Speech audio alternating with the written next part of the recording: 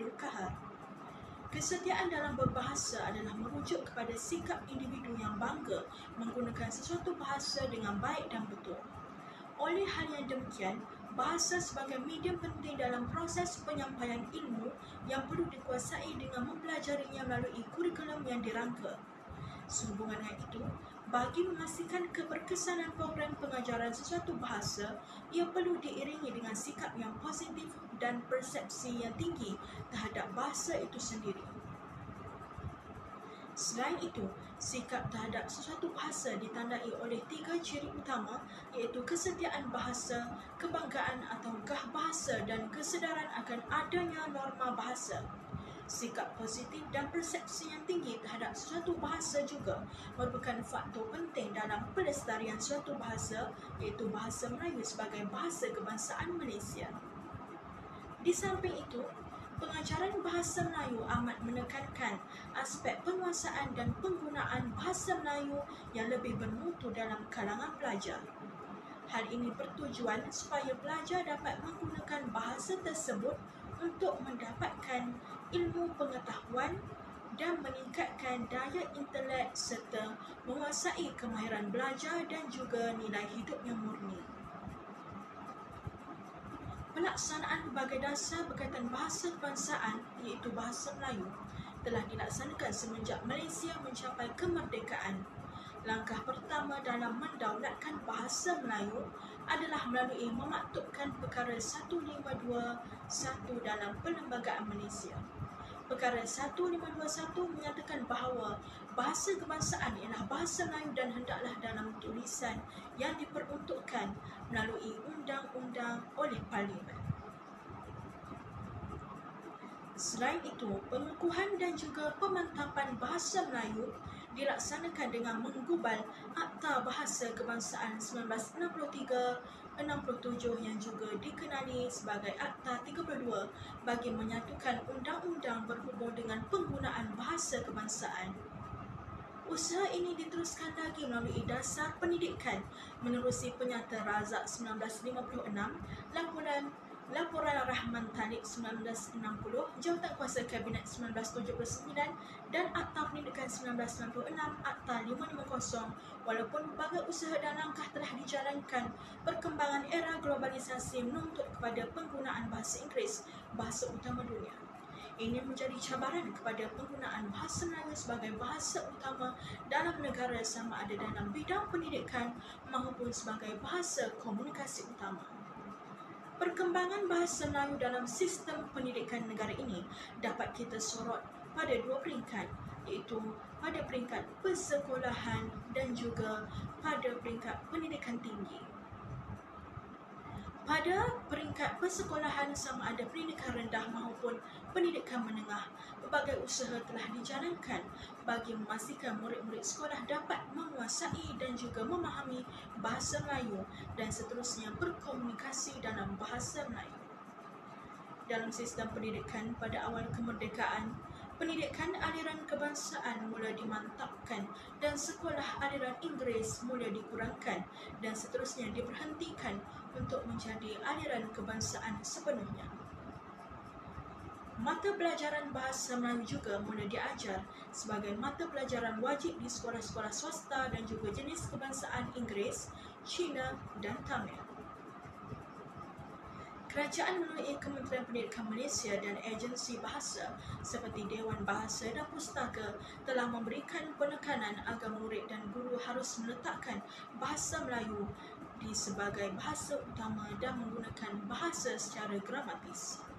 Pelbagai kempen aspek kebahasaan seperti Bulan Kebangsaan dan juga audit bahasa yang bertujuan menggalakkan penggunaan bahasa Melayu dalam urusan rasmi kerajaan.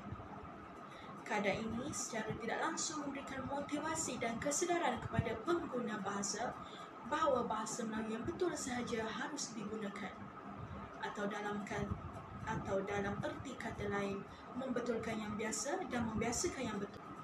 Baiklah, kita beralih kepada berita yang seterusnya. Terdapat ahli-ahli antropologi menggabungkan pertembungan bahasa sebagai sebahagian daripada pertembungan budaya. Mengikut Thomason Sarah G. 2000, Pertembungan bahasa adalah penggunaan lebih daripada satu bahasa di tempat yang sama pada masa yang sama. Keadaan ini melibatkan interaksi bersemuka antara sekumpulan penutur.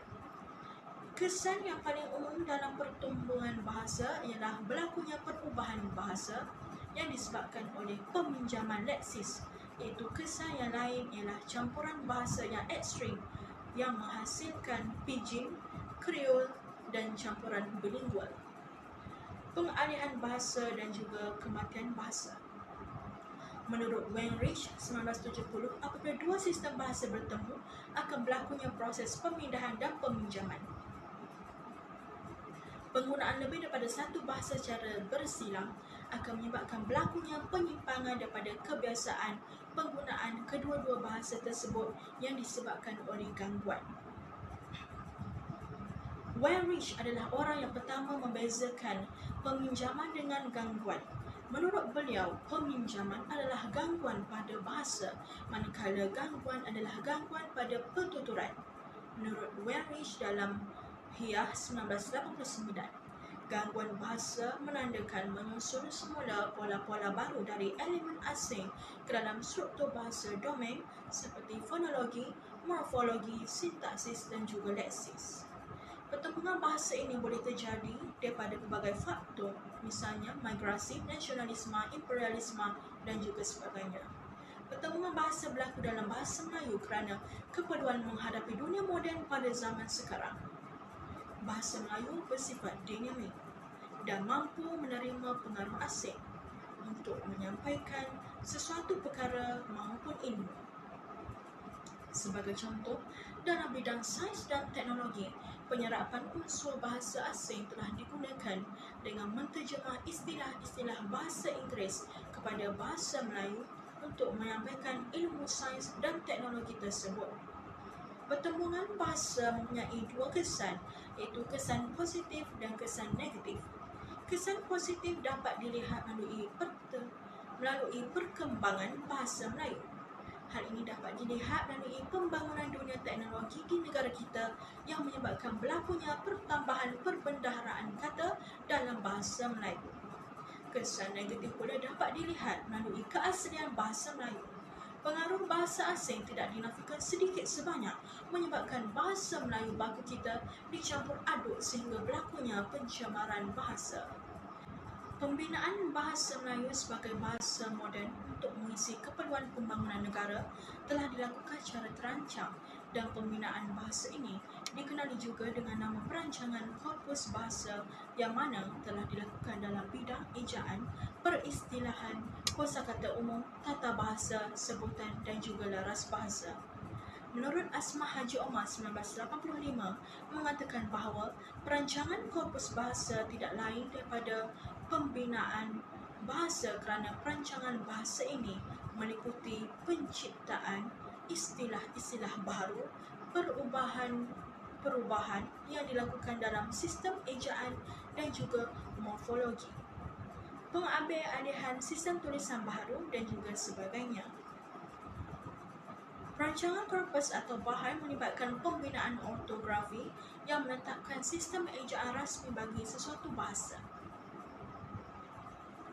Usaha pengemaskinian sistem ejaan dilakukan untuk mengatasi masalah tidak selarasnya beberapa sistem ejaan Rumi yang digunakan oleh pengguna bahasa Melayu. Sistem ejaan Rumi yang sedia ada sejak tahun 1940-an ialah sistem ejaan Za'ba. Kemudian ada pula sistem ejaan Universiti Malaya, sistem ejaan Universiti Kebangsaan Malaysia dan juga versi lain yang digunakan oleh pelbagai pihak lain. Sesuai dengan semangat penyatuan bahasa Melayu dan juga bahasa Indonesia untuk memenuhi kerjasama dan persefahaman serantau. Sistem ejaan Rumi baharu yang dirasmikan ialah sistem ejaan yang diselaraskan bersama antara Kerajaan Malaysia iaitu melalui Jawatan Kuasa Tetap Bahasa Melayu dengan Pemerintah Indonesia yang diwakili oleh Panitia Kerjasama Kebahasaan melalui Badan Rasmi Kerjasama Kebahasaan Antara Negara iaitu Majlis Bahasa Indonesia Malaysia MBIM yang ditubuhkan pada tahun 1972. Selain dirasmikan di Malaysia oleh Perdana Menteri Malaysia Yang Amat Berhormat Tun Abdul Razak bin Hussein di Kuala Lumpur dan di juga Indonesia, sistem ejaan Rumi telah diterima sebagai sistem ejaan yang rasmi di Brunei Darussalam dan juga di Singapura, seterusnya diterima sebagai ejaan baku di Thailand Selatan dan di Kemboja. Usaha menggubal istilah dalam bahasa Melayu untuk mengisi peranannya sebagai bahasa kebangsaan, bahasa rasmi dan juga bahasa ilmu di negara ini telah bermula pada tahun 1957 dengan dua bidang terawalnya iaitu istilah kerajaan dan juga istilah ilmu sains dan teknik. Sehingga kini, istilah yang terhasil dalam bahasa Melayu hampir mencecah jumlah 1 juta dan meliputi ratusan bidang ilmu dan juga profesional. Jumlah buku istilah dalam bahasa Melayu yang telah diterbitkan oleh Dewan Bahasa dan Pustaka DBP sahaja ialah 169 judul. Selain itu, ribuan pakar dalam ratusan bidang yang kesemuanya merupakan aset negara telah dan sedang terlibat secara intensif melakukan penggubalan istilah, menyusun glosari dan juga kamus istilah serta mengembangkannya dalam kuliah mereka di institusi pengajian tinggi dan juga dalam pengurusan institusi profesional masing-masing. Usaha merakamkan kekayaan kosakata atau perbendaharaan kata dalam bahasa Melayu secara terancam oleh Dewan Bahasa dan Pustaka bermula sejak awal tahun 1960-an. Namun, lama sebelum itu, kekayaan kosakata bahasa Melayu telah dirakamkan oleh para sarjana asing sejak beberapa abad silam dalam bentuk daftar dan kamus. Contohnya iaitu dalam daftar kata Melayu Cina pada abad ke-15, Dictionary of the Malay Language oleh Marsden pada tahun 1821 dan juga beberapa buah kamus lain oleh R.J. Wilkinson 1901, 1908, 1932 dan R.O. Winstead 1913. Usaha pertama Dewan Bahasa dan Pustaka bermula pada tahun 1964, terhasil pada tahun 1970 dengan terbitnya Kamus Dewan, iaitu Kamus Eka Bahasa Melayu yang dianggap berwibawa sebagai rujukan. Kamus yang entrinya berjumlah kira-kira 30,000 patah perkataan. Tata Bahasa Melayu sebagai asas sistem bahasa Melayu yang berkaitan dengan proses pembinaan kata dan ayat telah menjadi perhatian dan kajian oleh sarjana Eropah iaitu Belanda dan Inggeris sejak abad ke-17. Usaha penyusunan tata bahasa Melayu yang meninggalkan kesan dan pengaruh yang cukup besar ialah yang dilakukan oleh Pendeta Zahbah. Karyanya yang berjudul Pelita Bahasa Melayu sebanyak 3 jilid telah mampu membantu memantapkan perkembangan bahasa Melayu.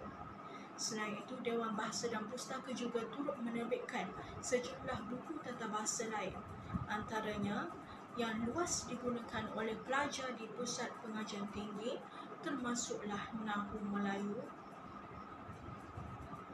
iaitu Nahu Melayu Mutakhir oleh Prof. Asma Haji Omar. Dewan Bahasa dan Pustaka dengan kerjasama Persatuan Linguistik Malaysia pada tahun 1984 telah mula menggerakkan perumusan sebutan baku yang berasaskan rumusan Kongres dan bersempena dengan pelaksanaan kurikulum bersepadu di sekolah, iaitu pada tahun 1988. Sebutan baku yang dirumuskan oleh Dewan Bahasa dan Pustaka telah diintegrasikan dalam sukatan pelajaran baharu mata pelajaran bahasa Melayu. Antara bahan terbitan yang telah dihasilkan oleh Dewan Bahasa dan Pustaka ialah pedoman sebutan baku bahasa Melayu dan juga daftar kata bahasa Melayu iaitu Rumi, sebutan Jawi. Laras bahasa pula berkaitan dengan pelbagai bentuk penggunaan bahasa mengikut bidang-bidang khusus, misalnya bahasa dalam bidang undang-undang, bahasa dalam bidang sains, bahasa dalam bidang kewartawanan dan juga bahasa dalam bidang pentadbiran dan sebagainya.